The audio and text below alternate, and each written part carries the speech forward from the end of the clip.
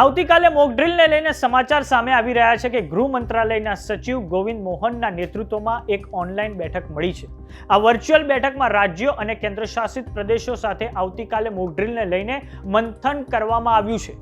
તો આ તરફ ભારતની વિવિધ સૈન્ય પાંખો દ્વારા શક્તિ પ્રદર્શન ચાલુ છે. એટલું જ નહીં, આંતરરાષ્ટ્રીય સ્તરે ભારતને વિવિધ દેશોનો સહયોગ વધી રહ્યો છે. આપણે એ પણ જોઈશું કે ગુજરાતમાં મોકડ્રીલને લઈને શું ગતિવિધિઓ હાથ ધરાઈ છે. નમસ્કાર, જમાવટ સાથે હું છું પાર્થ.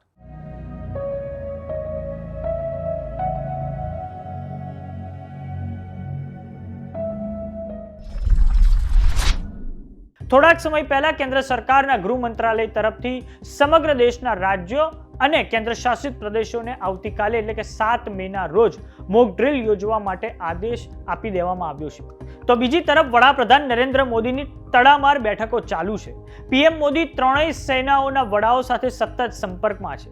આપણા ડીઆરડીઓ એટલે કે defence research and development organisation અને ભારતીય નૌકાસેના દ્વારા બંગાળની ખાડીમાં મલ્ટી ઇન્ફ્લુએન્સ ગ્રાઉન્ડ માઇન્સનું એટલે કે MIGMનું પરીક્ષણ કરવામાં આવ્યું છે.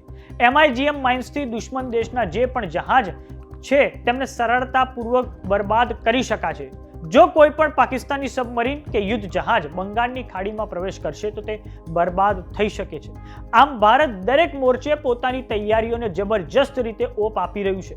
પાકિસ્તાનને ખબર છે કે ભારતની જે સૈન્ય તૈયારી છે તે બાલાકોટ 2019થી ખૂબ જ અલગ અને જોરદાર છે. એ પછી રફાલ લડાકુ વિમાન હોય કે પછી બ્રહ્મોસ મિસાઇલ હોય, આ બધું જ પાકિસ્તાનને ખૂબ મોટા પાયે નુકસાન કરી શકે છે. તો સામે પાકિસ્તાન કાયમની જેમ પરમાણુ બોમ્બની ધમકીઓ આપી રહ્યું છે. પરંતુ જે S-400 ballistic missile defence system Bharat પાસે છે તેના લીધે પાકિસ્તાનની કોઈ પણ બેલિસ્ટિક મિસાઇલને થોડાક જ સમયમાં હવામાં જ તોડી શકાય છે. વાત કરીએ આવતીકાલે જે મોક ડ્રીલ હાથ ધરવામાં આવશે તો તે 1971ના યુદ્ધ પછી પહેલીવાર સમગ્ર દેશભરમાં આ મોક ડ્રીલ થવા જઈ રહી છે. આજે આ મોક ડ્રીલને લઈને ગૃહ મંત્રાલયના સચિવ ગોવિંદ મોહન દ્વારા રાજ્યો અને કેન્દ્રશાસિત પ્રદેશો સાથે એક ઓનલાઈન બેઠક યોજવામાં આવી છે. હવે વાત આપણા ગુજરાતની, તો ગુજરાતમાં બરોડા, સુરત, અમદાવાદ, જામનગર, ગાંધીનગર, ભાવનગર, કંડલા, નલિયા, અંકલેશ્વર, ઓખા, વાડીનાર, ભરૂચ, ડાંગ, કચ્છ, મહેસાણા, નર્મદા, નવસારી અને કાકરાપારમાં આ મોક ડ્રીલ યોજાશે. ગુજરાતમાં IPS મનોજ અગ્રવાલને મોક ડ્રીલના ઇન્ચાર્જ બનાવાયા છે.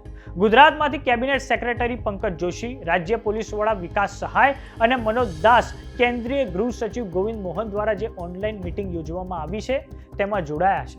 હાલમાં સમગ્ર વિશ્વને ખબર છે કે ભારત આ વખતે એવી કાર્યવાહી કરશે કે જે પાકિસ્તાનને તેનો અંદાજ પણ નહીં હોય. આ અગાઉ વડાપ્રધાન નરેન્દ્ર મોદીએ મધુબની, બિહાર ખાતે કહ્યું હતું કે આતંકવાદીઓની જે પણ બચેલી જમીન છે તેને મિટાવી દેવામાં આવશે.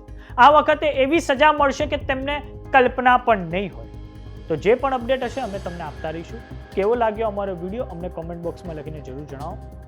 જો તમે અમને YouTube પર જોઈ રહ્યા તો સબસ્ક્રાઇબ કરો. જો તમે અમને Instagram અને Facebook પર જોઈ રહ્યા તો ફોલો કરો. નમસ્કાર.